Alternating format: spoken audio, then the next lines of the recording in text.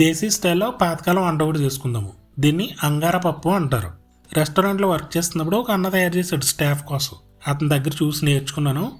అతను తయారు చేయడం చూసి మాత్రం నాకు అనిపించింది మనసులో, ఇది ఏదో తాలేట మన మొహన్ కొడతాడో అనుకున్నా. బట్ మొత్తం తయారయ్యాక టేస్ట్ చేస్తే ఎక్సలెంట్గా ఉందన్నమాట. సేమ్ కందిపచ్చడి ఫ్లేవర్ అనిపించింది, చాలా బాగుంది. ఇంకా తయారీ విధానం చూద్దాము. పొయ్యి మీద కడాయి పెట్టుకుని ఒక పావు కేజీ కందిపప్పు తీసుకుని ఫ్లేమ్ సిమ్లోనే ఉంచుకోవాలి. మెల్లగా ఫ్రై చేసుకోవాలన్నమాట. చాలా ఎర్రగా అయిపోవాలి, అప్పుడే బాగుంటుంది.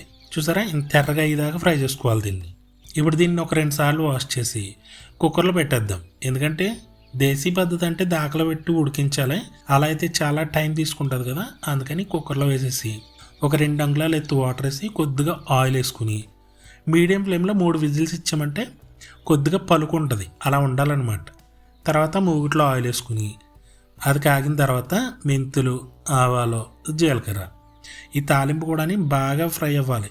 అంటే మంచి సువాసన వచ్చేదాకా ఫ్రై చేసుకోవాలి. తర్వాత ఎండుమిర్చి, అలాగే ఇంగువ కూడా వేసుకుంటాం. ఇంగువ వేస్తే చాలా బాగుంటుంది. కరివేపాకు, కందిపప్పు ఫ్రై చేసుకోవడము అలాగే తాలింపులోనే ఉంటుంది మొత్తం దీనికి టేస్ట్. బాగా ఫ్రై చేసుకోవాలి. ఇప్పుడు ఉల్లిపాయ ముక్కలు యాడ్ చేసుకుందాం. ఇవి జస్ట్ ట్రాన్స్పరెంట్ కలర్ వస్తే చాలు. తర్వాత స్పైసీ తిన్నట్టుగా పచ్చిమిర్చి వేసుకుందాము. పచ్చిమిర్చి వేసుకుని ఒకసారి తిప్పేసి నాటు టమాటాలు వాడతాం ఇందులోకి. అయినప్పటికీ కొద్దిగా చింతపండు పులుపు యాడ్ చేసుకోవాలి. ఇప్పుడు టమాటా ముక్కలు వేసుకుందాము. టమాటా ముక్కలు ఇలా చిన్న చిన్నగా కట్ చేసుకోవాలి. కొద్దిగా మెత్తగా అయ్యేదాకా మూత పెట్టేద్దాం.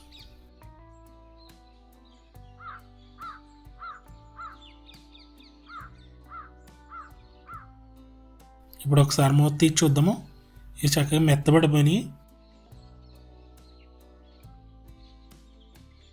ఇప్పుడు కారం, పసుపు, ఉప్పు వేసుకుందాం.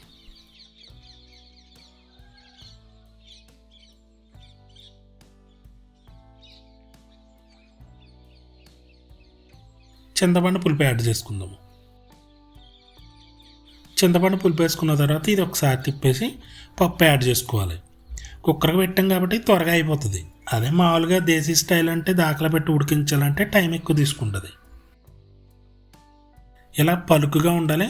చక్కగానే ఉడికిపోయింది. ఇది సగం మెత్తగా అయిపోతుంది, కొంచెం పలుకు ఉంటుంది.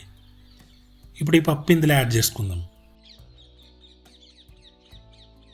ఇప్పుడు ఇదంతా ఒకసారి బాగా మిక్స్ చేద్దాము. చూసారా, చాలా సింపుల్గా అయిపోయింది కదా. చాలా ఈజీ. టేస్ట్ మాత్రం ఎక్సలెంట్గా ఉంటుంది. నెయ్యి వేసి తింటే అదిరిపోద్ది. కొత్తగా ఉంటుంది టేస్ట్. తప్పకుండా ట్రై చేయండి. ఇంకా మన ఛానల్కి సపోర్ట్ ఉండే సబ్స్క్రైబ్ చేసుకుని బెల్ బటన్ నొక్కేయండి, నోటిఫికేషన్స్ వస్తాయి. లైక్ చేయండి, షేర్ కూడా చేయండి.